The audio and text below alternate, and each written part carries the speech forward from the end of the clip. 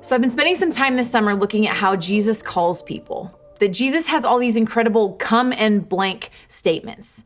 I love the one in John 1 where it talks about John's disciples walking along, and after John sees Jesus and says, "Behold, the Lamb of God who takes away the sins of the world," it says that his disciples were walking up to Jesus, and Jesus turns to them saying, "What are you seeking?"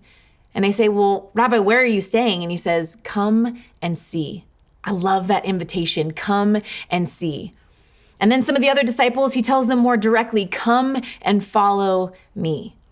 And there's another come and blank statement that is kind of a sneaky one that I had never really noticed before, but it has profound impact for us.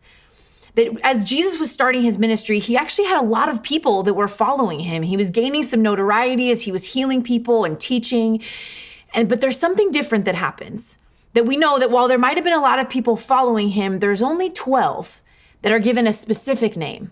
That they're not just called to be disciples, meaning followers or apprentices, but they're called to be apostles, meaning ones who are sent out. And I noticed in this narrative where Jesus is appointing the 12, a couple really important things for us. And we see it in the synoptic gospels, meaning the similar gospels that tell similar stories. I love the way it talks about in Luke, where it says, before Jesus appointed the 12, it says he went up on the mountainside to pray to his Father. That even Jesus, there's something for us here, that even Jesus, before he makes big decisions, goes and prays to his Father.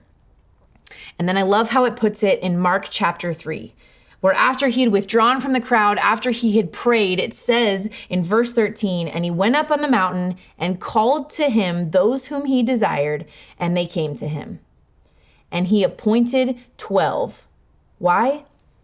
So that they might be with him, and he might send them out to preach and have authority to cast out demons.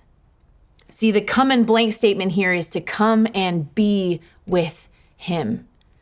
That before they're called apostles, meaning ones who are sent out, they are first called to come and be with him. See, the order of this matters deeply. That for a lot of us, I think sometimes we spend life being like, I want to be people who are sent out, who live on mission, on purpose, walking with Jesus, doing the things that Jesus wants me to do. But friends, we cannot be sent out if we have not first been with. And I wonder for some of us if maybe we've gotten the order mixed up or simply we've skipped a very important step. Because we notice the difference when we try to go be sent out if we have not first been with. It makes all of the difference. Because we cannot go out in Jesus' name if we have not first been with Jesus' presence. And so I wonder today, wherever you find yourself, maybe after this video is over, would you take a minute and simply be with Jesus?